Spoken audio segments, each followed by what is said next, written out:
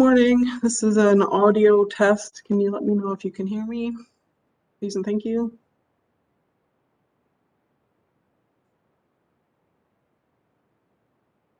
Awesome. Great, thank you.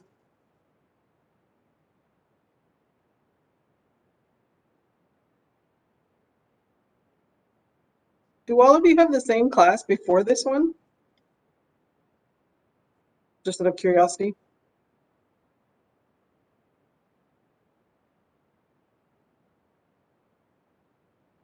I think we do. Okay. It's right now we have a spare with Chem, so. Oh, okay. We have a spare.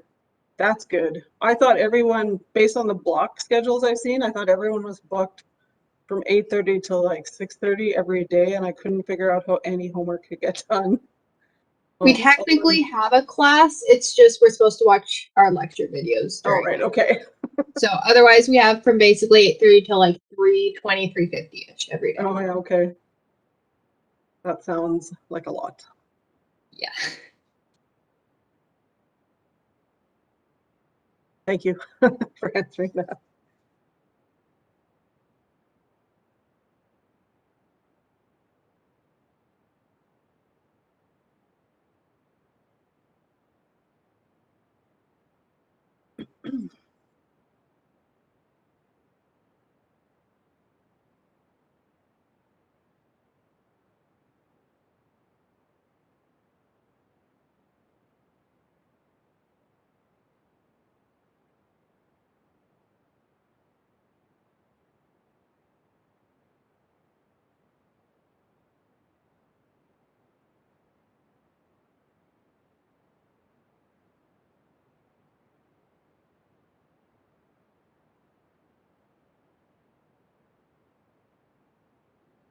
Just waiting for the clock to turn over here. Oh, there it goes. So, happy Monday. Welcome back. A reminder that there's a Physics 156 help desk. I think it's tomorrow. You can correct me if I'm wrong. But I think it's the night before the homework's due. So as you're working through your questions, you can obviously ask me. I've been answering some questions in the WebAssign, like ask a question area, and in the PHYS discussion board. You can also email me, and you can also go to the help session if you want. Does anyone have any questions about the assignment?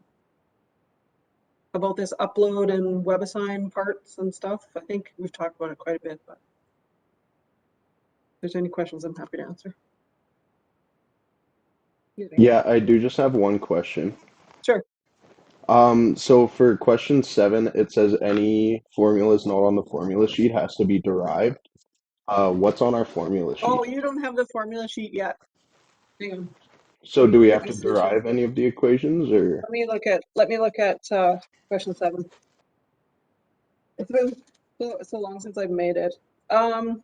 Yes, you will be asked, or you are asked to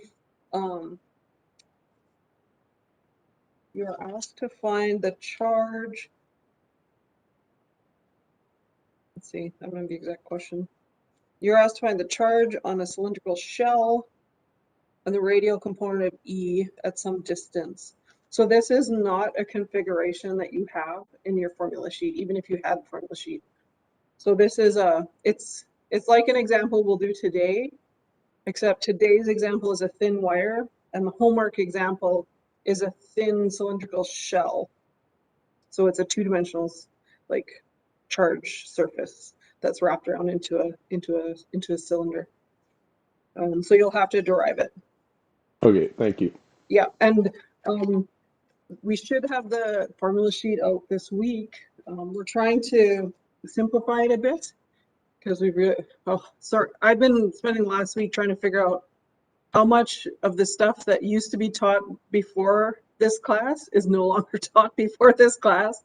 As you've seen, it's pretty advanced what we're doing here. So we're rolling back some stuff so that you can succeed, hopefully.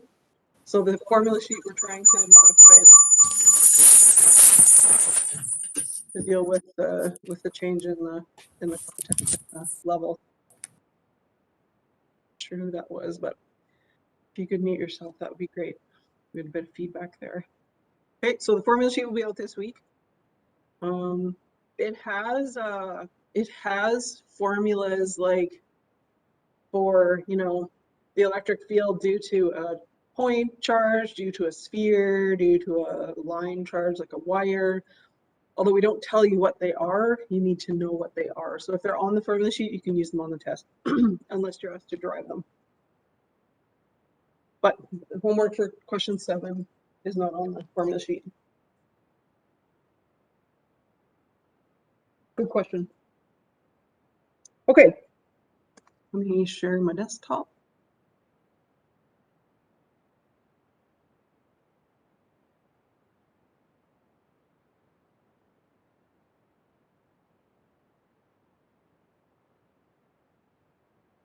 Oops. WebAssign is taking over my top of my screen here. Okay. Okay. So we're talking about flux. Yes, or on Friday. We know that point charges have electric field lines emerging from them or converging on them. The electric field lines represent the force, and so the electric field is a way to visually represent the force. And if we want to figure out how much charge is in some region of space, if we count the number of field lines, we can basically tell how much charge is in that region of space. So that's kind of the goal. Electric field lines are produced by charges, and if we count the electric field lines, if we're consistent about how we draw them, then we can figure out the charge. So we talked about the electric flux created by a single charge, a point charge, through a sphere. And the equation is, if you take the electric field and integrate it over a surface area, dA, it's equal to the charge enclosed in that closed surface divided by epsilon naught. And this is equal to the electric flux. So that's basically the equation we're using. And if you're clever about your surface, called the Gaussian surface, then you don't have to do the integral. Okay, if you put a Gaussian surface of the right shape and at the right location, you can turn the problem into a simple multiplication. So for a point charge, Q, we know that an electric field is radially away from that Q. And if we put a sphere with its center at that point charge, then the surface area of that sphere is also radially directed. So it's in the same direction as the electric field. And we know that when you do a dot product, two vectors that have the same direction, it turns into a simple multiplication of those numbers. Okay, so we were able to take the electric field magnitude here and the surface area of that sphere that we made up, so with some radius r, and we were able to find the flux. Okay, and look, it's the charge enclosed divided by epsilon. Okay, we're kind of doing this circular proving here, but the electric flux, which is the total number of field lines passing through that surface, is related to the charge contained within that surface. Does anyone have any questions there? We're going to do a few more examples, and mostly the examples are to just show you how to choose the surface so that it makes your life simple. Okay, so I think I showed you this slide. You can do a bunch of calculus, but if you're clever, you don't have to. So the number of field lines through a surface is related to the charge inside. We just did that example. Field lines converge on a negative charge. So the electric flux due to a negative charge through a surface surrounding that charge is going to be negative, and the flux of electric field lines coming out of a positive charge will create a positive electric flux through some surface surrounding that charge. Okay. So for consistency and just to keep our bookkeeping straight, we're going to choose the outward direction as the positive surface normal direction. So the electric field coming out is parallel to the surface normal going out. So a positive charge produces a positive flux, and a negative charge produces a negative flux because the field lines come in anti-parallel to the surface normal outward direction. So Gauss's law, this is the big one. This is taking advantage of that. Charge enclosed in a surface tells you how much charge is in there. So Gauss's law is the mathematical formula that tells you that. So you can see on the left here, if there's a surface, three-dimensional closed surface, if there's no charge inside but a charge nearby, the field lines pass straight through. So the flux, the net flux for each of those lines is 0. There's one line coming in, one line going out. One line coming in, one line going out. So if you're counting the number of lines going in and out, it's 0 total. Okay, 3 lines in, 3 lines out.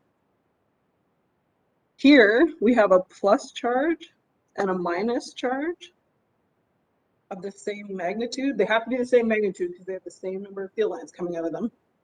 So we have 3 lines out and 3 lines in. So if we counted them, the net number of field lines is 0, which means we have a net charge of 0. And that is true because we have a positive and a negative charge of equal size. When you add it together, the total charge is 0 in there. Okay. And if we have just a positive charge, the electric field lines come out. So the flux or the number of field lines is going to be positive. Okay. So Gauss's law is the mathematical way to count this, keeping track of directions and what's perpendicular, and you want to only count the part that's coming out and in and not going along the surface, blah, blah, blah. So but the principle is the amount of charge inside is proportional to the amount of field lines coming in and out. Okay. So these slides basically just tell you those points, oops, that I just said. So here's Gauss's law. I learned on Friday that you might not know what this capital sigma term is. Is that true? That I've been using this whole time? Have you seen capital sigma for sum? Yeah, just the sum of all parts. Sum of each term. Sum of all parts. Yeah, it's the sum of all the terms. So you would sum over, I charges. Okay. So if you haven't seen it, I apologize. You used to be able to see that before this class in previous years. Okay. So the total charge inside, let's call it Q enclosed, over epsilon naught is equal to the flux, right? The electric flux, which is equal to the number of field lines passing through surface area A. And you add them up with the right direction, in and out, relative to the surface normal direction outward. Okay? The thing with 2 lines in a circle, is that an integral? This is an integral, and the 2 integrals represent, like, this is an area, right? Yeah, I'm sorry you don't know that either. This new program is something else I have to say. We're doing integrals this week in math. Oh my goodness. I'm having some meetings with the first year team this week because this is not great. Okay, so this is an area integral. So this is 2 dimensions, this thing. So the 2 integrals represent the integral over like x and y, or r and phi, or something like that. Okay.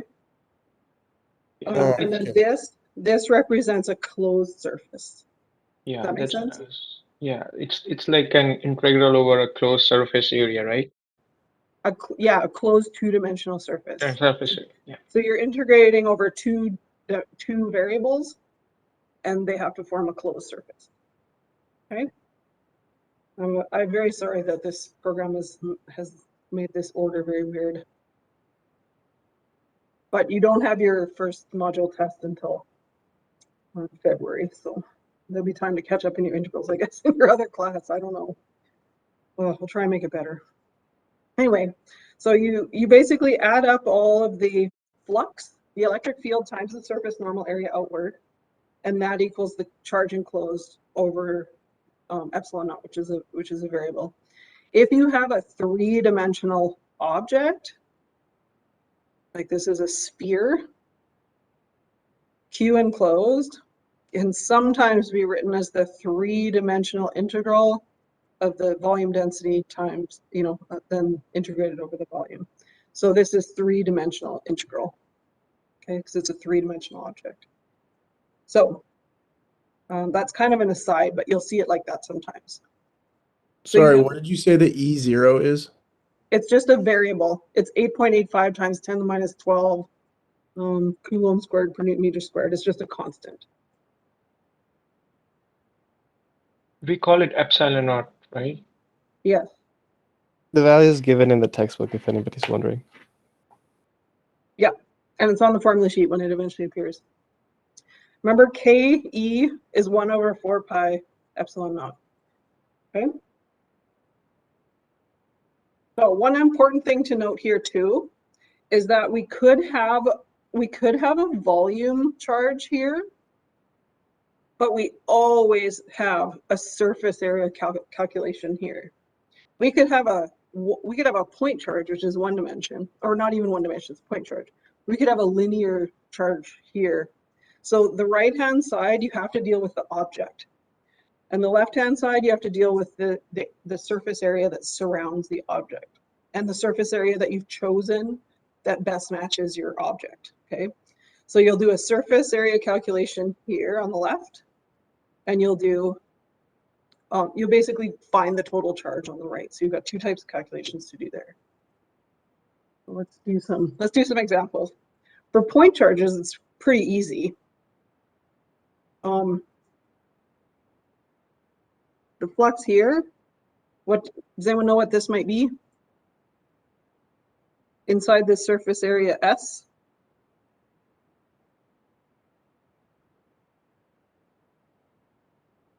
Is it like the point charges that are within the area? So it would be Q1, Q2, and Q5?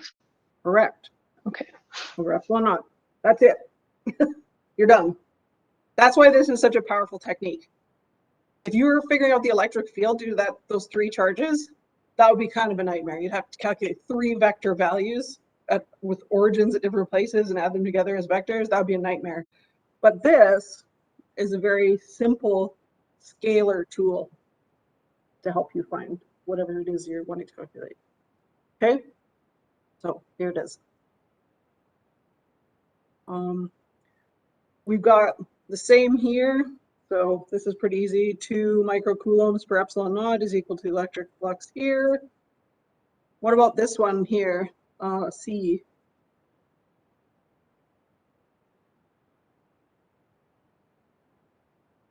Wouldn't you have to take the integral of this, like the surface area, since it's like a circular? No, we're not doing this. We're not doing the surface area calculation yet. We're just saying that the flux as a concept, as a thing, is 2 microcoulombs over epsilon naught. The flux is equal to the surface integral E times dA, or dotted dA.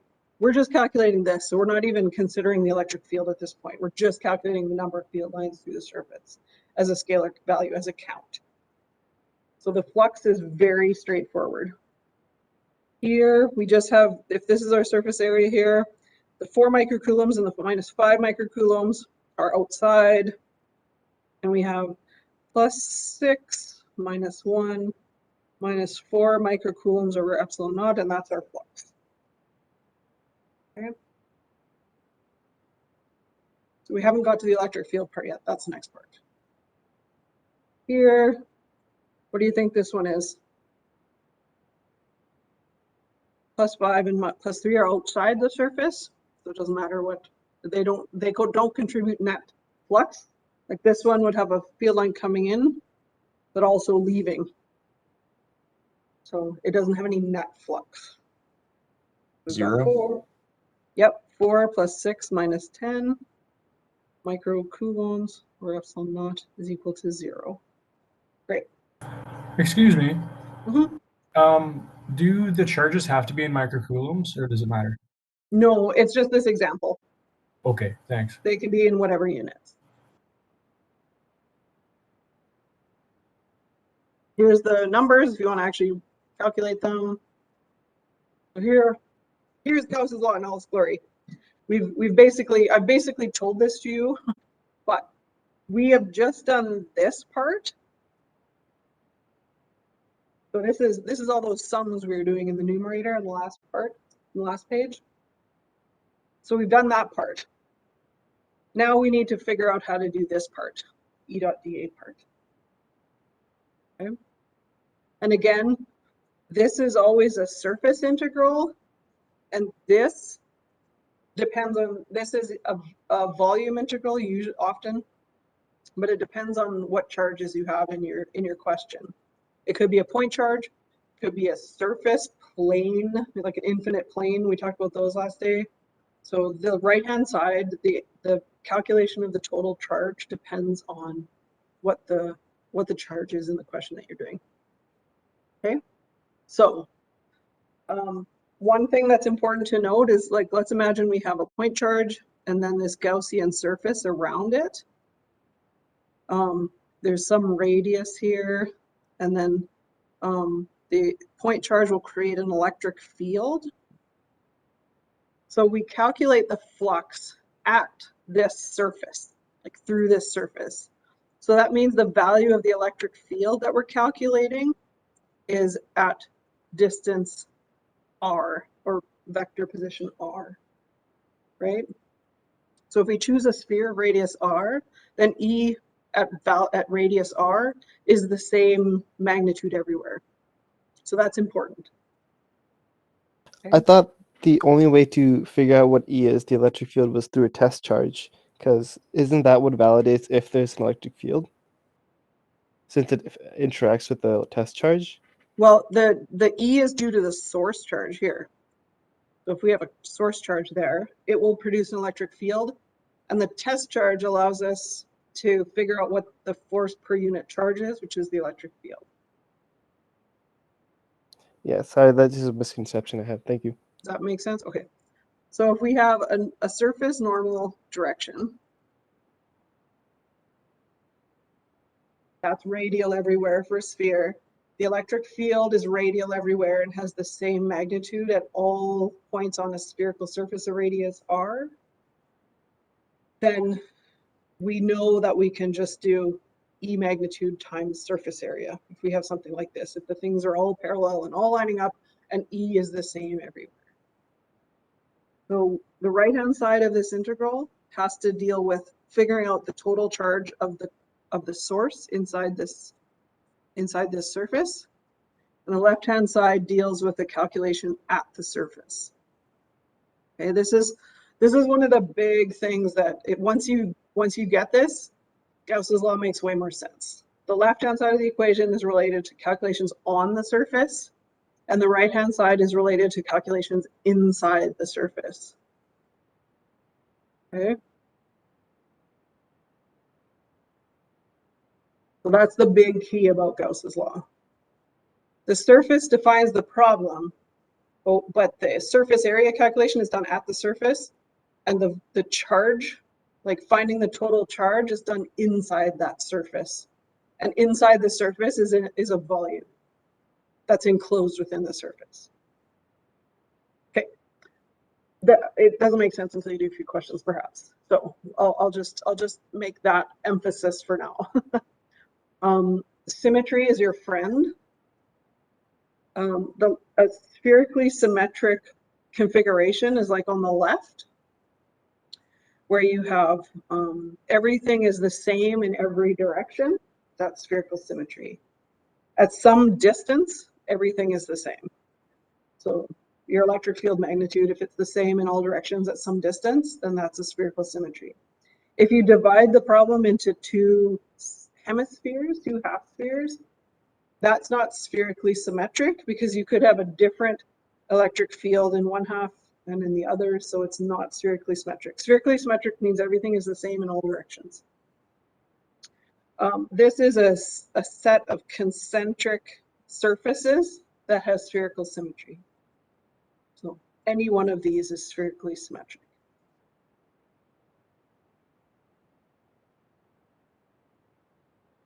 Okay.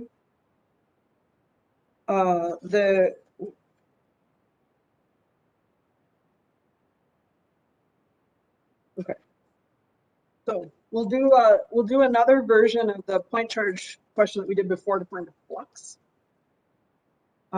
We're going to calculate the flux and use it to find the electric field of a solid sphere with uniform charge distribution. Okay, so we have to keep in mind a couple things here. If we want to find the electric field everywhere, we have to realize that we've got two situations here. If we have a solid sphere that's not a point charge, it has some size, and it has charges distributed uniformly throughout it. Then we've got two cases. On the left-hand side, if we consider, like, if we want to calculate the electric field outside this thing, then we have some surface area that we put outside of it at r greater than the radius of the sphere, a. And we do our E and our dA calculation out here, but the sphere only extends this far inside. So when you do your volume calculation to figure out the total, amount of charge in this sphere, you just calculate out to the radius of the sphere. Okay? So for any Gaussian surface outside the sphere, the charge contained within it is the same. It's the total charge of the sphere. But we can also have an electric field inside the sphere. And if we want to figure that out, we have to do a different calculation. We choose a Gaussian surface inside. Okay? So in this case, we do our E and our dA surface calculation, a flux here. It's same as before, but now the amount of charge is only this smaller bit that's contained within the Gaussian surface. So this is why you get a different electric field inside this object than outside. Does that make sense conceptually? Anyone got any questions there? So we're going to have to oh, sorry. Here it goes. Sorry, could you go over the first one, like with the electric field outside? Yeah, for the electric field outside, you choose a Gaussian surface outside. So you calculate the flux at some radius r. And when you do your surface area flux calculation, you do E times, 4 pi r squared, and that's out here. And your total charge calculation doesn't extend all the way out to r. Like if you have some density here, you don't calculate the charge all the way out to this distance r. You stop at the edge of the sphere. So for every Gaussian surface that we might want to pick out here, you always have the whole charge of the whole sphere inside that surface. Does that make sense? Yeah, that makes sense. Thank you. Okay. And then in the other case, when we're trying to figure out the electric field inside the sphere, you only have, like, you put your Gaussian surface somewhere in the sphere at some radius r that's smaller than radius a.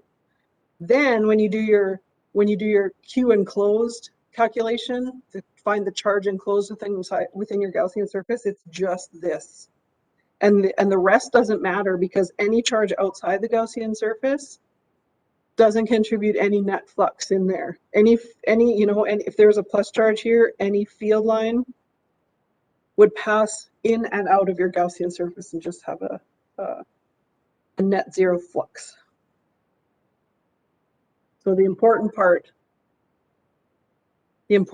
here is to realize that we've got two situations. One is for the electric field. If we want to find the electric field outside, we have to remember Like we have to do a separate calculation for that, realizing that we always have all the charge enclosed inside a surface with a radius larger than the sphere.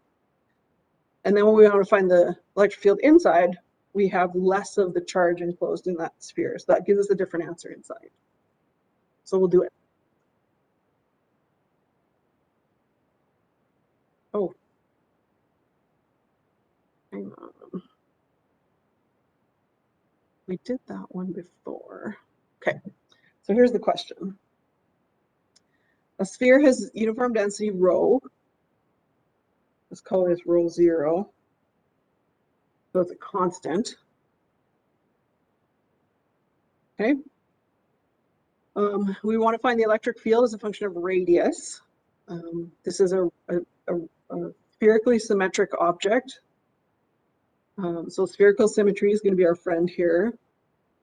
We'll choose a Gaussian surface centered on the sphere, and then we'll calculate the electric field for points outside and points inside.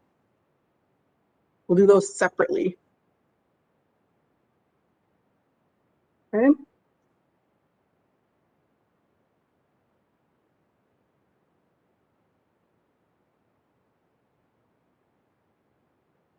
Okay. So we're given a solid sphere. So the density is equal to a constant value when you're inside the sphere, the size of the sphere, the radius of the sphere. So for distances smaller than radius A, it has a constant density, and outside that, it's 0. Okay, so that just means we have a solid sphere of radius A. Okay, we've got spherical symmetry.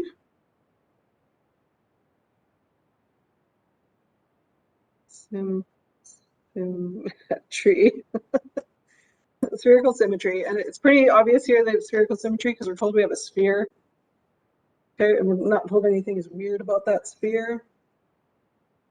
E is going to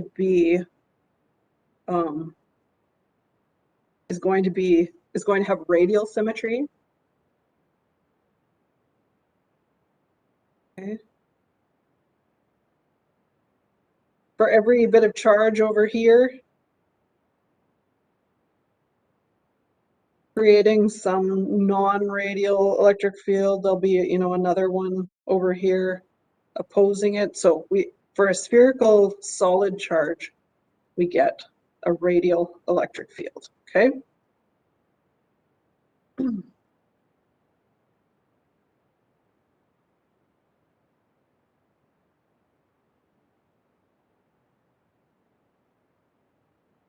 So at any angle, or any angle at some distance r, E has the same value. Okay. So let's do first the electric field inside the sphere.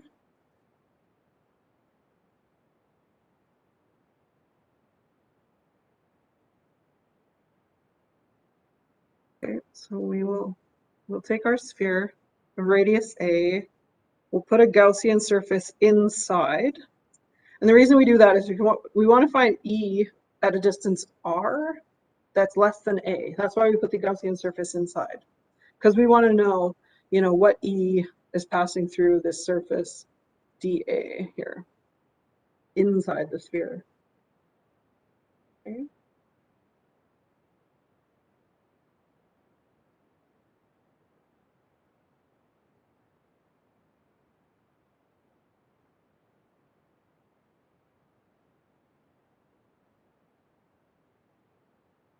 So we do the charge enclosed by the volume enclosed to find the charge enclosed within that Gaussian sphere, which doesn't look very spherical. We take the charge enclosed times the volume. So what would be the total charge enclosed here? So we have our density. What would be the volume enclosed by this Gaussian surface here? Anybody?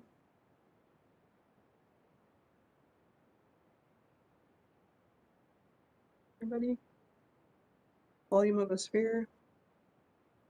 4/3 pi r cubed. 4/3 pi r cubed. Right. So that basically is the volume of this sphere here. Okay. So we have a subset of the charge out to a radius r. Okay. Now the surface area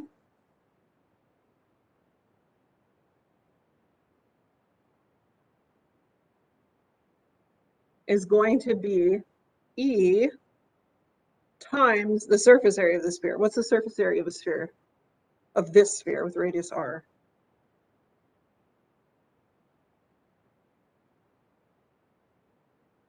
4 pi r squared. Thank you. So because of symmetry, our dot product turns into a straightforward multiplication. At every point on the surface, E is parallel to dA, and E is a constant everywhere on that surface because the electric field is radially symmetric for a spherical charge. You Okay, said so we dA have, is the surface area? pardon? You said dA is the surface area? Correct.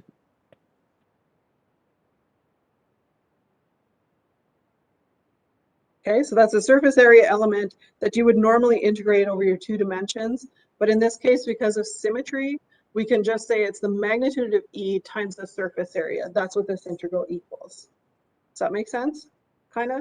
Since you haven't done integration yet, it's probably not going to be very clear, but basically we've got E times the surface area because everything is symmetric, everything is parallel. E and dA are parallel there. So we just take E magnitude, which is the magnitude of E everywhere on this surface. It's the same, times by the surface area.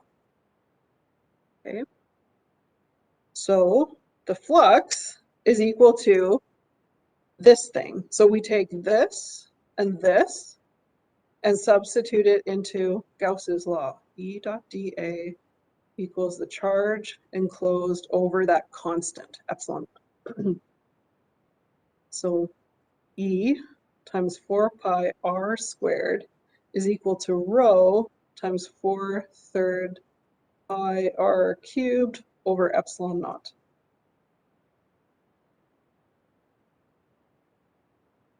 Okay.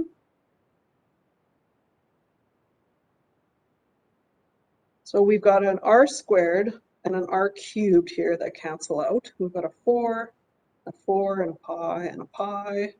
So we get E is equal to, oh, sorry, I should have had rho naught here. Rho naught. That's our constant value. We have rho naught over 3 epsilon naught times r, and E is in the radial direction. Okay, so inside the sphere of density r naught, this is our electric field. And look at this, it depends on r. So it increases linearly with distance. So if you were to draw the electric field, it would just look like this. E as a function of r just looks like a linear, like it looks like a line increasing with distance because of this variable r here. Let me take a snap of that if you want. What does the second R mean? It's the radial unit vector. So E is radially out. It's just like x hat or I hat, just r hat. If we were given like in a regular circle, we wouldn't be able to use that simplification you used where you just multiplied the electric field times the surface area of a circle. Would we have we would have to do that. We'd have to use that manual integration. Yes. If you decided to choose a cube as your Gaussian surface, the value of E would not be the same everywhere on the cube because the corners are further away and the middle of the sides are closer, and the electric field is a function of distance. So the challenge in these questions is to pick a surface where symmetry makes the math easy. How are we supposed to determine what shape would be the best for the symmetry? Well, we're going to do a few examples today. We're going to do a few examples today, and it hopefully will make sense. If we've got a thin, long wire, then you don't use a sphere, you use a You use like cylinder. a cylinder. Yeah, okay. Yeah. If you have a long slab, you use something that basically gives you a surface area parallel to the top and bottom. It's like a rectangle or something like that. Yeah, exactly. Exactly. Oh, okay. Yeah. So it just depends on what your charge looks like. Okay. So let's do the outside one. So this is A, and this is R. So E dot dA equals Q enclosed or epsilon naught. So for distances outside the sphere, the charge enclosed is 4/3 pi A cubed. And we have a 1 over epsilon naught in our right-hand side here. But the whole sphere is inside. So we're not going to radius R, we're going to radius A. This is where everybody falls down on these questions. They integrate the density all the way out to the radius, but it only goes as far as A. And on the left-hand side, we have E 4 pi R squared, just like we had before. So we have the flux E coming through surface dA. So that surface is at radius R, but our density only goes out to A. Sorry, just to make sure what you just said. Most people go till A and they Like- don't do it till R. No, most people, when they get these wrong, they calculate the total charge enclosed out to a distance R, but it only goes to A. Oh, okay, that That's makes a sense. common error that people put 4/3 pi R cubed here, but it only goes to A. Okay. Yeah, and it's always A. No matter what value of R you have, the total charge is still inside. So we've got some canceling here. So we have E outside the sphere at distances greater than A. Oh, I forgot, we have a rho. We need a rho naught in here. My apologies, we need the density in there. So we have rho naught A cubed over 3 epsilon naught R squared, and it's in the radial direction. So this E is proportional 1 over R squared. So inside it's linear, but outside it falls off like a point charge. Outside, this thing looks like a point charge in terms of its electric field. Okay. So if you graph this, it looks like this. This formula is in terms of the total charge.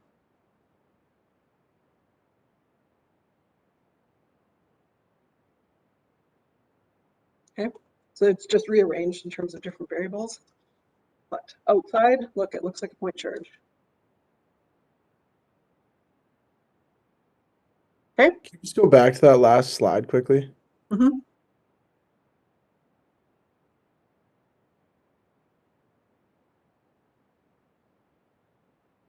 Don't forget, you can take a screenshot and save it too.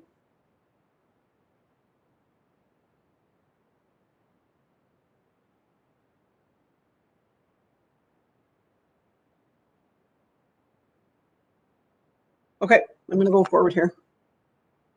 Are we good? We're good? Okay. Cylindrical symmetry. Basically, we want to, cylindrical symmetry means basically everything is the same on the surface of a cylinder. This is cylindrically symmetric, which is hard to say. This is an example on the right of, you know, some concentric cylindrically symmetric surfaces. Oh, that's hard to say. These other two aren't really cylindrically symmetric everywhere, so you wouldn't set up a question with different surfaces relative to a cylinder. Okay, so we're going to do an example of an infinitely long wire. If you look down on the top of this wire from above, you'll see the wire in the center. It's a line charge with linear charge density lambda in coulombs per meter. And we have electric field coming out everywhere. So if we put a cylinder around it, like this, then we have dA perpendicular to that surface, and E is perpendicular to that surface, so E dot dA just becomes E times A there, the surface area. The other thing to note is that E is radially out everywhere. So what does that mean for flux on the top and bottom of a cylinder? Anybody know? What would be the flux, the electric flux through the top and bottom of this cylinder that's drawn here? It'd be 0. It would be 0 because the electric field lines pass parallel to the surface, right? So the surface normal is perpendicular. E dot dA, where they're perpendicular, is 0. EA cos theta, where theta is 90 degrees, 0. Okay? So here, dA is this way, and E is still radially out from the center. So if we choose a cylinder, the ends don't do anything. There's no flux through the ends. So if we use Gauss's law, the only surface that we care about is this cylindrical part. Okay, so we'll do that. Okay, so here's our cylindrical surface charge. Here is our Gaussian surface. We have no flux through the top and bottom.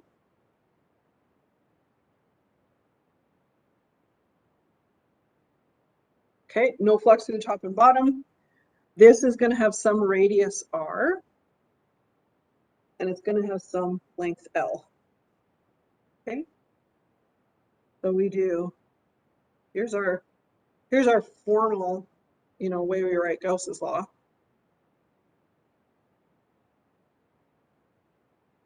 Okay, I don't think your book writes Q enclosed, but I like that because it's very it's very pedantic. It tells you it's the charge enclosed in your surface. Okay. So how much charge is enclosed? Oh, and this has a linear charge density of lambda. Charge enclosed, coulombs per length inside this surface. Lambda times L. Okay. Our E dot dA at the surface is going to be E. And then the surface area of this cylindrical part here is the circumference of this surface, of this circle, times the length. So we go 2 pi r times L. Okay.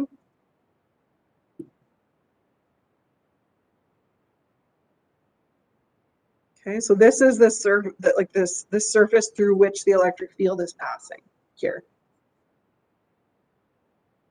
Okay, so we've got E 2 pi RL is equal to lambda L over epsilon naught.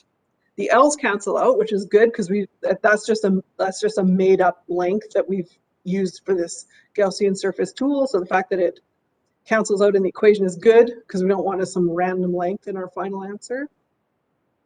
So E is equal to lambda over 2 pi epsilon naught r. And based on our symmetry analysis, we know it's in the radial direction. This is the r hat direction. And it's only a function of r, okay? There's no other variable there. Okay, so this lines up very much with what you're doing in your homework. You just have a different Q enclosed calculation there. Okay, that's it. So symmetry has made our life very easy.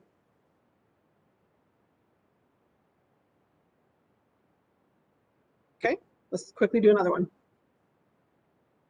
We've got to do a whole another whole lecture after this. Okay. All right. Here's another one. I gave you the electric field of an infinite charge plane or plate before for the capacitor devices that we were talking about. So the surface charge here, let's say, is positive. We know that for an infinite plane, whatever, if this is positive charge, we know the electric field is everywhere perpendicular to it. Okay. Right? Above and below. So that's a side view. So what we want to do is to take a three-dimensional Gaussian surface of whatever shape. Here it's a little pillbox, that's what it's called. So the electric flux through the sides here is 0 because E is parallel to those sides. So we want the pillbox to have sides that are perpendicular to the surface of this charge. And only the electric field through the top and bottom of that pillbox contribute to the electric flux. Okay, so the symmetry here basically says, let's find a surface that has E parallel to dA on the top and the bottom. Okay, and then has sides that are perpendicular to the surface, so there's no electric flux through them. So we only need the top and bottom of the pillbox. Okay, let's do this. Here's our infinite plane. Here is our pillbox. So this is our Gaussian surface.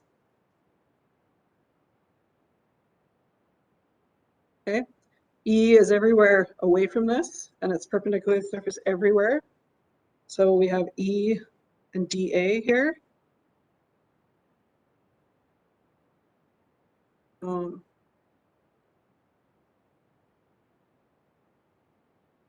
This is going to have surface area A, and this is going to have surface area A. Okay.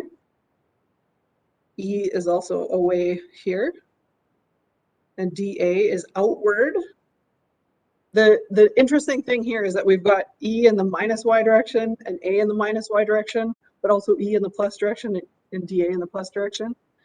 So E and dA are parallel above and below. So there's positive flux out of both surfaces. Even though E is in the opposite direction in each one, so is dA. Okay, so the electric flux, which has this very intimidating question or equation, just becomes 2 times E times A. Q enclosed. Oh, I should say that this has surface area charge sigma. So it's just sigma times A. Okay, so that's the area that this pillbox cuts through on the surface. Okay, so Gauss's law, E dot dA equals Q epsilon naught just becomes 2 times E times A is equal to sigma times A over epsilon naught. And we get E is equal to sigma over 2 epsilon naught. And you were given that last time, the time before. That's how you calculate it. Any questions there? Oh, what value is sigma? Sigma is the surface charge density on this plate. Oh, okay, thanks. Yeah. My apologies, I forgot to say that up front. Sorry, how do you determine which one to use? Like, is it length or sigma or rho? This one, you are given, and this, I forgot to say this, I apologize. You're given surface charge density sigma. In this one, you're given line charge density lambda, but it basically depends on your object. This is a line charge, so it's going to be coulombs per meter, and we tend to use the term lambda for that. In this one, it's a two-dimensional thin surface, so we have charge per square meter distributed over the thin surface, and we have to use the value sigma for that. Makes sense? So it depends on what the object is you're trying to find the electric field of. Okay. Can we go back to the slide we were just on? This one? Yeah. Is the E supposed to be scalar, or did we just forget the? Yeah, I haven't put a vector here because it is like if this is like, let's say this is y and this is x, then E is equal to sigma over 2 epsilon naught y hat for y greater than 0. And then E is equal to minus sigma over 2 epsilon naught y hat for y less than 0. So above the plane, it's in the plus y direction, and below the plane, it's in the minus y direction. You can write it out as a vector, but it's the same magnitude above and below. Sorry, could you explain once more why it's 2 times EA? Because you have E times A on the top and E times A on the bottom. Thank you. So you're just given A or what? You just choose an A. It cancels out in the end. Oh, I guess A. Okay. So it doesn't matter what it doesn't matter if it's a triangle. It doesn't matter if it's a weird blobby shape, so long as it's the same above and below. And if it's the same above and below, then that means the sides are vertical and there's no electric flux through it. Okay. Great. This is our last page, it sounds like, from that ding. So symmetry is your friend because it turns like two-dimensional surface integrals into multiplication. Okay, so what we want to know, we don't necessarily want to give you hard math here. We want to make sure that you understand the concept. So like the math is relatively straightforward, so long as you understand what flux is, E dot dA, and if you make your surfaces and your E's right, then it's just E times A. And then you know how to calculate the charge enclosed. And again, like the previous example, the charge is only here that you're calculating. It doesn't go all the way to the edge of the Gaussian surface. It's just that little part inside. Okay. Okay. Great. So the next part that we're going to do is work. I have a question. Sorry. Pardon? Yeah, I have a question. So what if the surface wasn't flat, for instance? What if it had a thickness and yeah, could it have a thickness and could we have to calculate the electric field within a specific distance in the surface thickness? Yep. You could have the case where you have a thick plate like this. So you'd have to do two different calculations. One would be to have a little pillbox here, and the other would be to have a pillbox here. So your volume would be whatever's enclosed in there, and then your Gaussian surface would be here. Okay. And then you would do what we just did, except you would have a thickness here to multiply to get your Q enclosed. But your E and dA are here. Does that make sense? So it's kind of like that solid sphere. That's not a point charge. Okay, thank you. Yeah, you're welcome. Good question. You can also have the same. You can also have the same for a solid cylinder. So you would have to do, again, two different versions. You'd have to do a little Gaussian surface inside and then one outside. So you'd have a solid, object contained in your Gaussian surface there. And then this one, you'd only have charge going out to the thickness of that cylinder or cable or whatever. Okay. Okay, another question. Yeah, so if we are asked to calculate the electric field, do we have to do for both in and out, or are we going to be told which one to do? You would be told. You would be told. If, for example, on the test you were given that sphere or something, it would say find an expression for the electric field inside and outside the object. Yeah. Okay. Yep. Okay. Let's move on. Hey, I just have one more question. Sorry. Okay. I'm confused as to why in that last example we were using 2EA, and then in the previous example we were using E times 2 pi R. Because we are doing E times A on the top.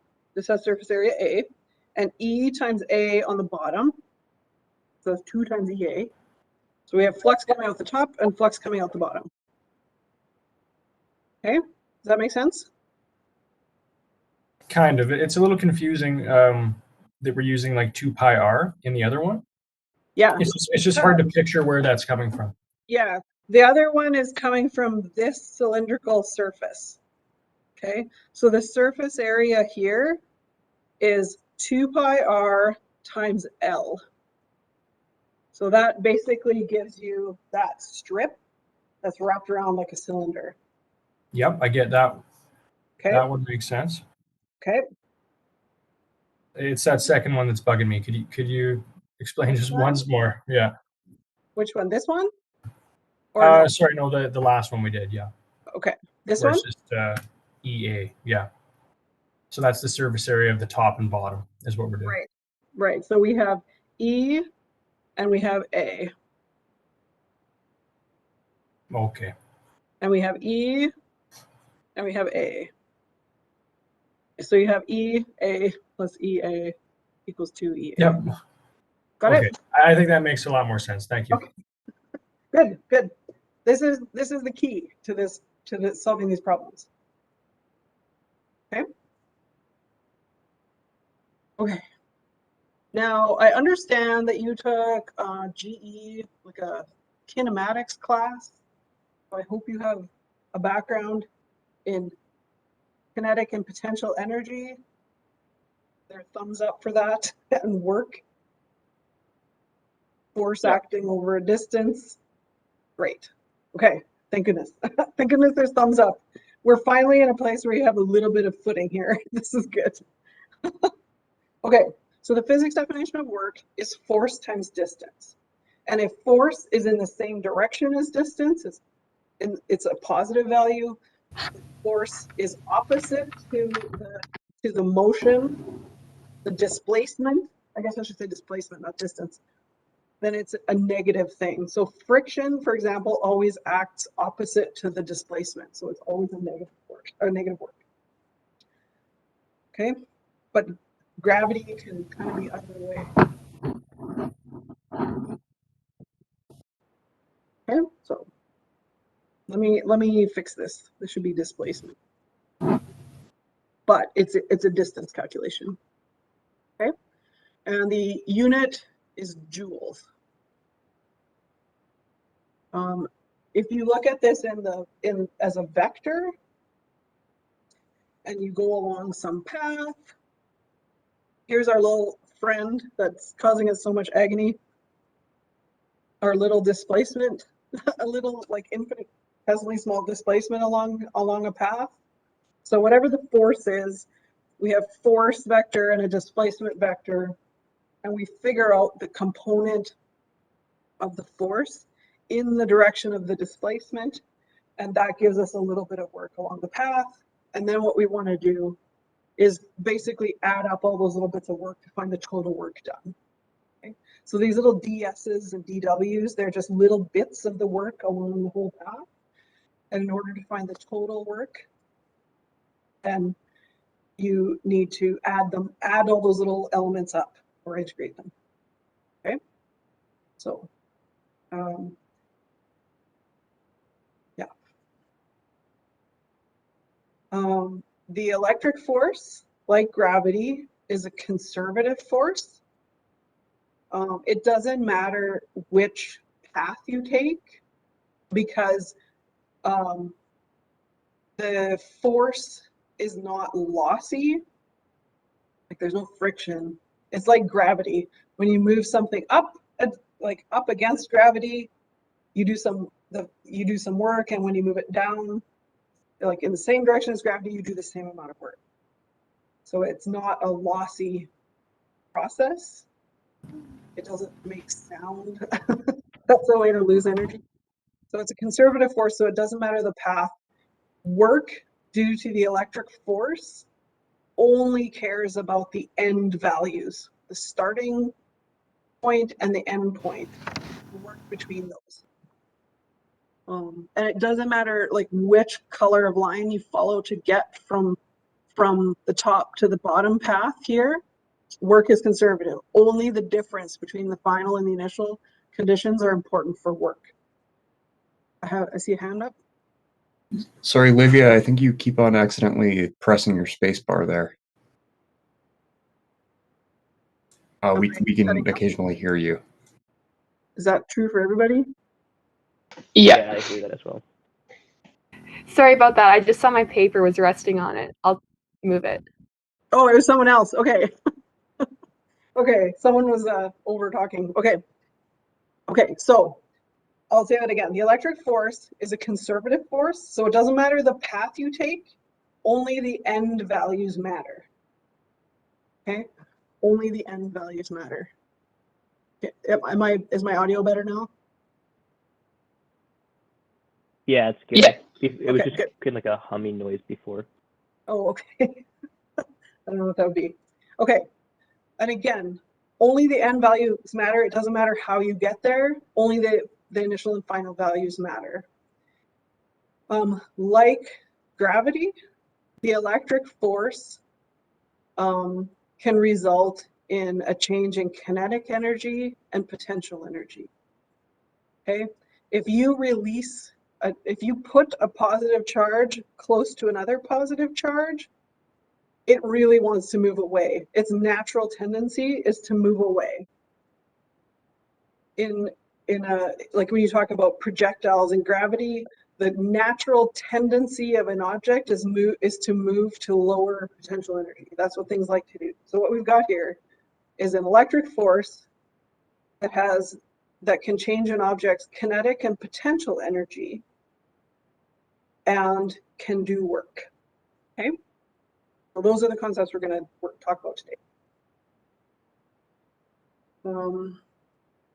Energy, because it's a conservative force, energy is conserved. So if you use the electric force to increase an object's potential energy, then you can save that potential energy and use it later. You can convert kinetic energy into potential energy and then get like the kinetic energy back as speed later. Okay. Yeah. I'll leave this here for you to read through, but basically we're doing the same as the gravitational potential and kinetic energy questions that you've done before. But the added complication is that we have positive and negative charges now, so we got to keep track of that. So everything is the same, except that we have negative charges which act opposite to what you'd expect. Okay, so in terms of conservation of energy, can I have a thumbs up? Have you done conservation of energy? I hope so. In your dynamics class?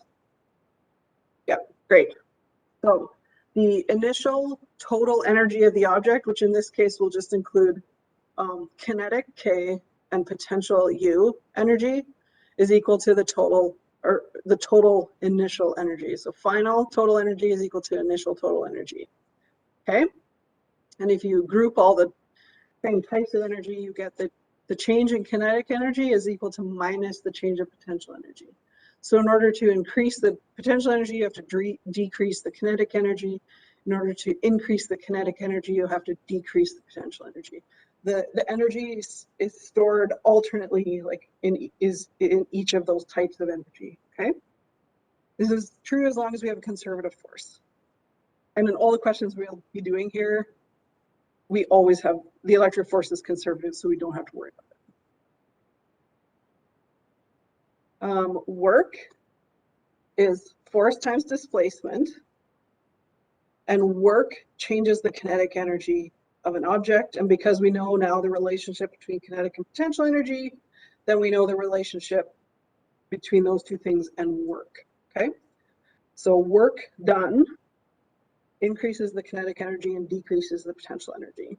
Okay, so positive work increases the kinetic energy and decreases potential energy. If you do no work, then the other energy states stay the same. Okay. All right. So The important thing we want to get to is this bottom part here, but because of that relationship, we know the change in potential energy is equal to the like negative of the work done, or work done decreases the potential energy. Okay.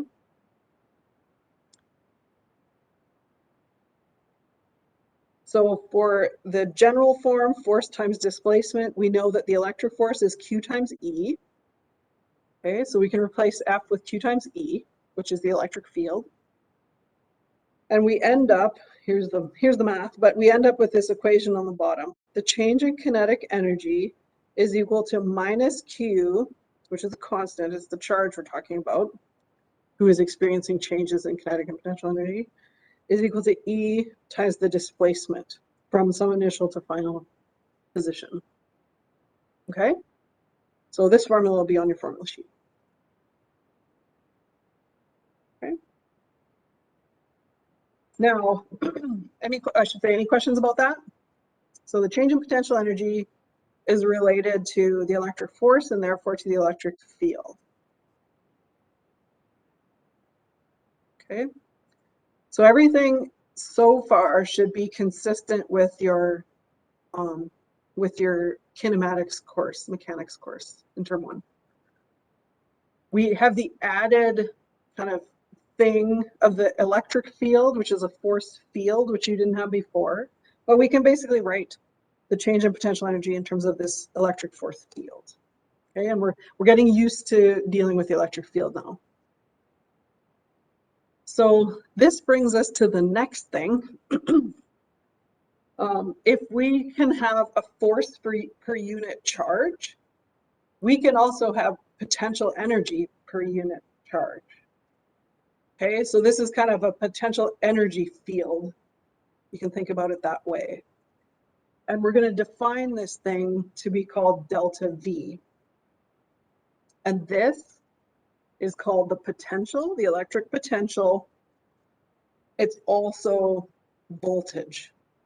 Okay, voltage is potential energy per unit charge. Okay.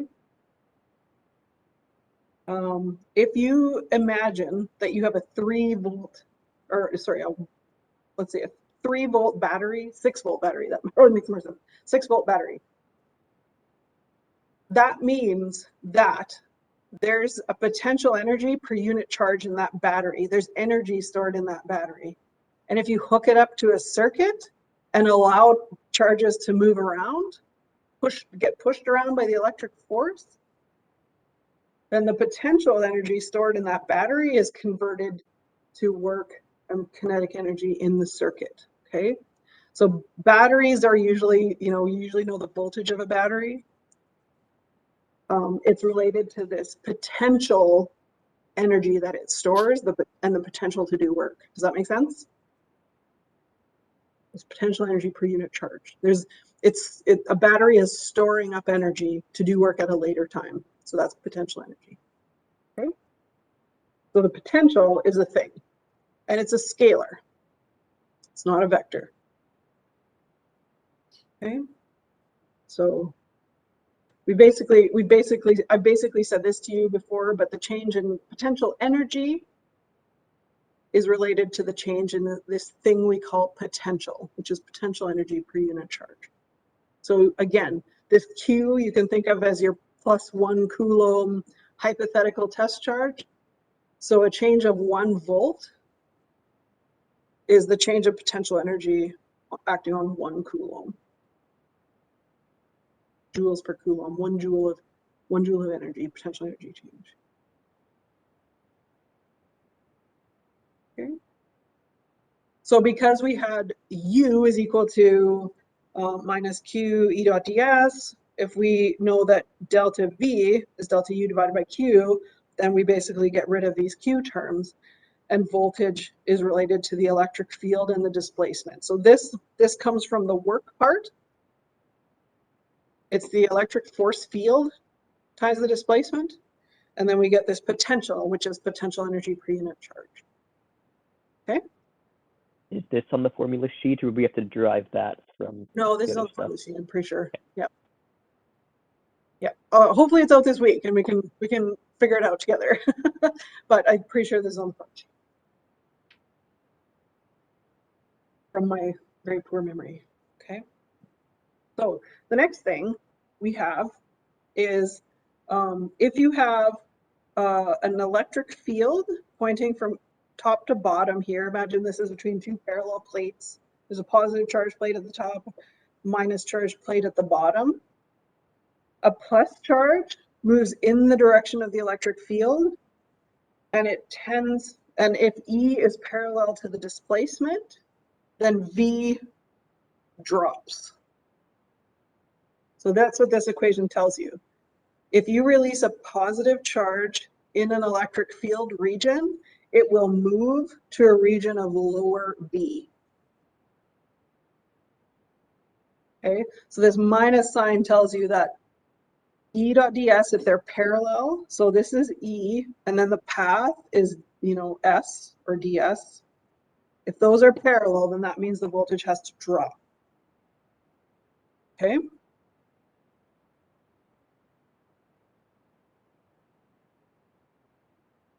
If we talk about electric field lines, then if we move a charge from here to, you know, somewhere here to here, you'll have an E dot ds along here. So that means you're moving from higher to lower voltage as you go.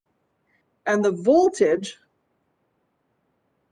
the lines of constant voltage are perpendicular to the electric field lines because the voltage changes in the direction along E because it's an E dot displacement thing.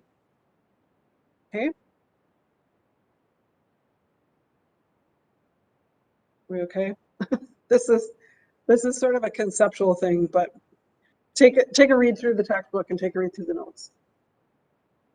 If you move from this point to this point, you move perpendicular to E, so you have no work done. E dot ds is 0 because you're perpendicular, so your voltage stays the same. The voltage only changes when you move in the direction of the electric field. So these are lines of constant V. Okay, these lines here. Because when you move between and when you move along them, you're moving perpendicular to the electric field, so you're doing no electric work. Okay. So the electric potential is kind of a, you know, one of these like mental tools. Fortunately, the electric potential is more tangible because it's actually used in circuits. So you've had, you know, resistors in series and parallel, and you've analyzed, you know, EMFs and voltages and that sort of stuff. So volts, the potential is something that you can measure, okay, compared to the electric field, but it represents the electric potential energy per unit charge. Okay. And it's important that the important thing is the difference. There's no, for the potential, there's no absolute zero. So normally we set it to 0 really far away from charges.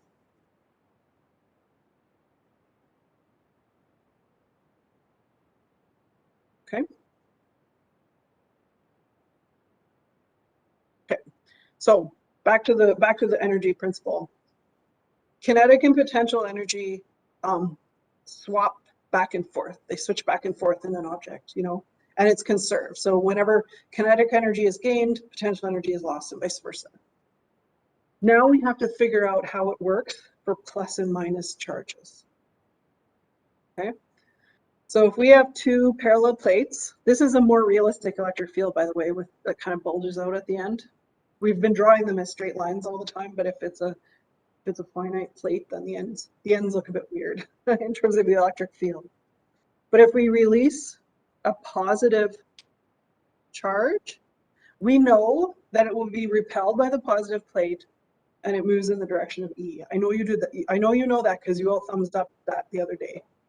Okay, so the electric field is in the direction of the force the charge will feel, and it will feel repelled by the positive plate and move to the and attracted to the negative plate.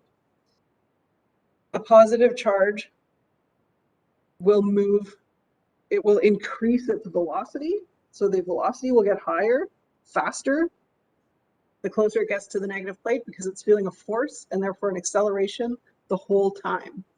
So the kinetic energy is increasing to the right, so that the potential has to be dropping.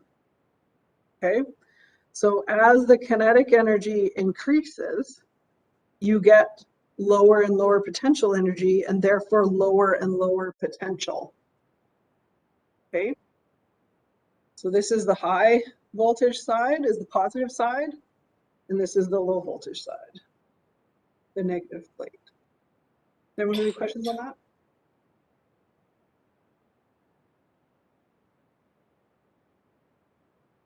Okay, so positive charges roll down the potential hill. They just naturally want to roll down to lower potential.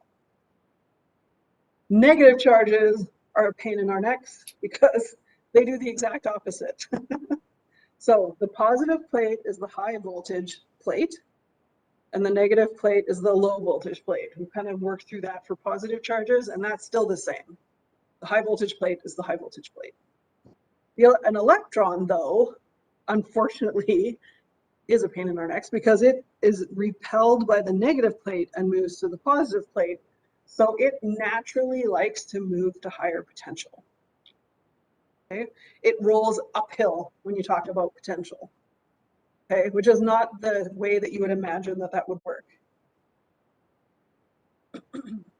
The electric force still acts to the right. So the work is increasing its potential, like it's increasing its kinetic energy, and the electric field points to the left. So because the electron is negatively charged, the force is in the opposite direction to the electric field. So we're still increasing the kinetic energy, and we're decreasing the potential energy. But when you take delta U divided by Q, for the electron, this is minus.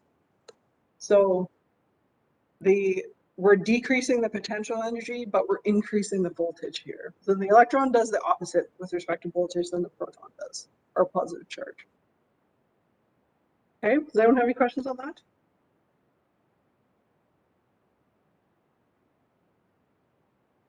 Okay. So the memory tool, this is probably the most important thing for you to kind of learn. When the electric field is doing work, so we're talking about the electric force, positive charges roll downhill. They kind of do what you'd expect, like the same as for masses in the gravitational force. They move to lower potential when you let them go. Okay, negative charges tend to move to higher potential. They roll uphill. Okay, both decrease U, but because V is U divided by Q, then the voltage does a different thing for both the two different charges. Okay, it's just because for negative charges, the force is opposite the electric field. Okay, so positive charges roll downhill to lower voltage. Negative charges tend to roll uphill to higher voltages.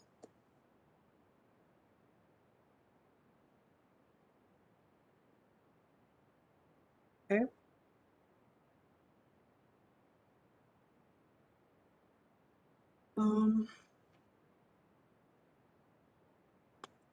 Yeah.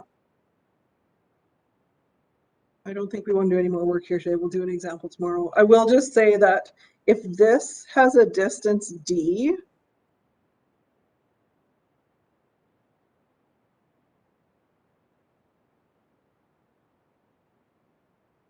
if we move from the left-hand plate to the right-hand plate, E is in the right-hand direction and ds is in the right-hand direction. So we have E times d, which is this. Okay. So delta V is equal to minus E times d. Okay. So the electric field, which is constant in this region of our parallel plate capacitor, gives us a really straightforward equation for the voltage drop across a parallel plate device. Okay. And we'll figure out the kinetic energy next day. Okay. Anybody got any questions there? The homework goes up to Gauss's law, so this stuff is for this week. This week's homework that's coming out on Wednesday. So the Gauss's law stuff that we finished up today is on homework number 1. This is all chapter 23. Are we finished chapter 23 now?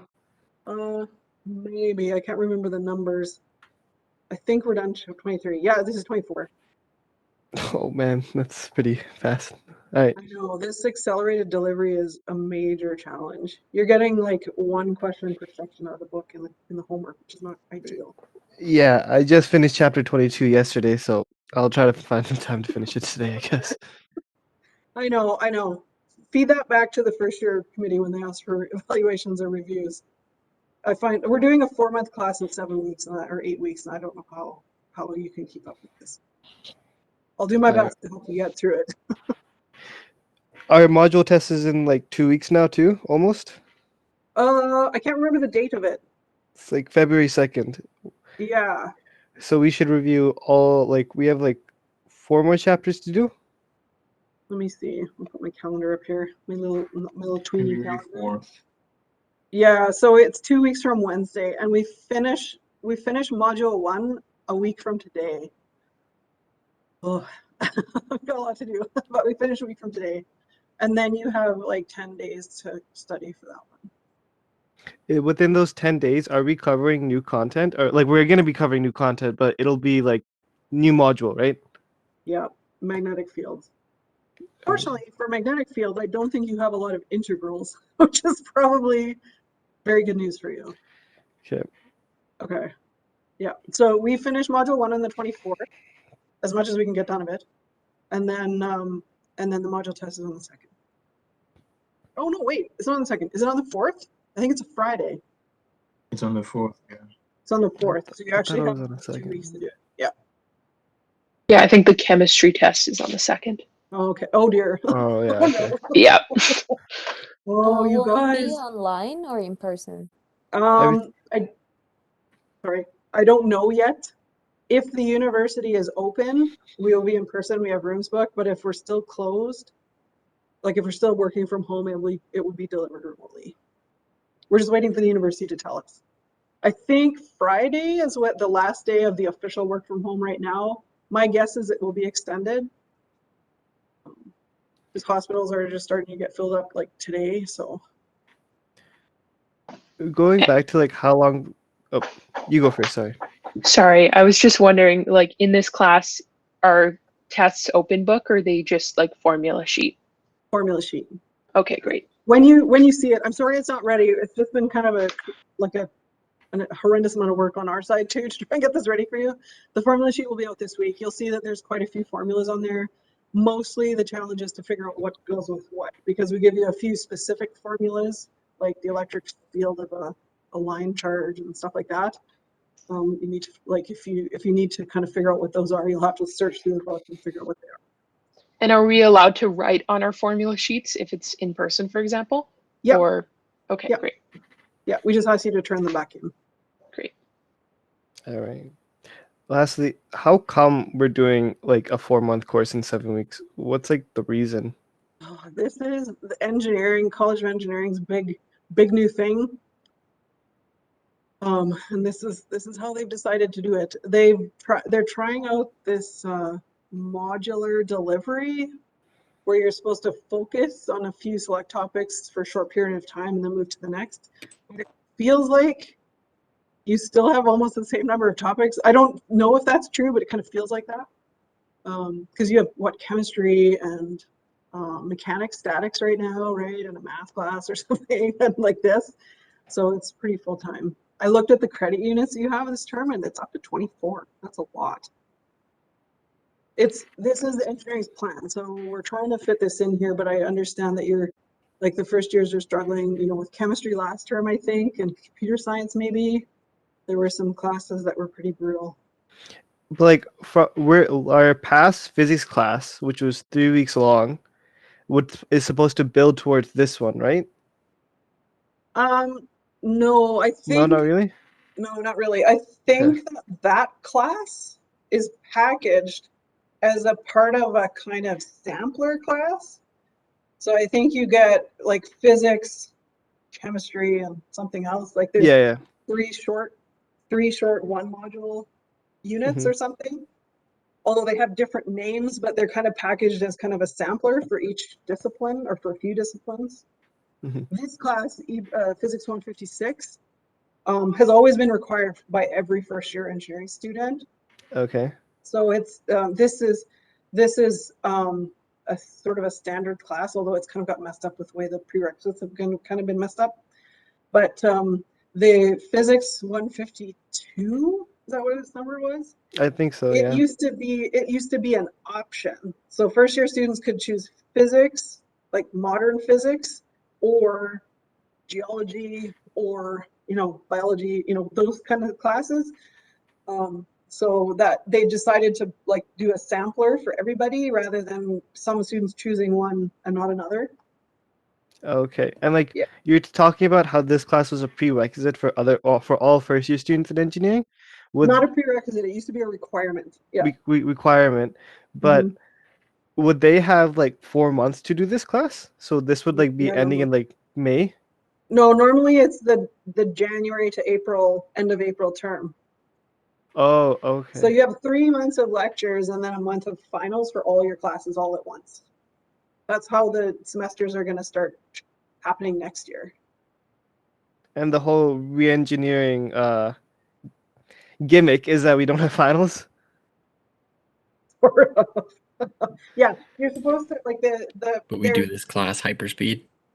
Yeah. So Yeah. you do the module and then you get tested on it. Then you do another module and you get tested on it. And our class has 3 modules worth of content. So there's no, like, you won't have a final exam with Gauss's law in April on this class. Like, you're doing your exam on this material on January or February 4th. Oh, so it's like kind of like rinse and like move on to the next thing. Yeah. Good luck absorbing it, but yes, that's like the intention is to focus intently on a subject and really master it and then move to the next one. That's the intention. I didn't make that. Yeah, and I know you didn't do it. I'm just like trying to get like wrap my head around what I'm supposed to be doing and like how am I supposed to like break this down even further. The Thank you, though. frustrating part is this class seems to be the only one that's kind of structured like this in comparison to our other classes. That's why the majority of us are probably pretty confused. Oh, that's because I'm not complaining, but they've given us 1 year to shift from final exams to modular assessment. So we're doing that in the first year, but the other classes are doing finals, I think, right? The other like chemistry and computer science and math and stuff. So we're shifting to the modular assessments earlier than some. There's supposed to be like competency-based assessment, which we are still trying to figure out what that means, but we're doing what they request in that we examine you on the module when we get to the end of the module. So is this class not CBA? No. What does that mean? Competency-based assessment. We have competency-based assessment in like our general engineering classes, and it actually I actually like that way of grading a lot. Yeah, I enjoyed dynamics last term. Yeah, we have to learn how to do that well, like giving you various like levels of questions. I think that's how we have to do it. Is that right? Like you master the lower level and then you go up. And I don't know how we do that when we can basically give you one question a week, like on every section to do. I don't know how we do it, but the additional practice problems that we've posted in WebAssign, those are the lower like conceptual questions. We're not grading you on them, but we've provided them to you. So you can do them before you do the homework, if you have time. Yeah. That's the thing, the time. Yeah, if you have time. Yeah. I know. I'm trying I'll try as hard as I can to help you, but this is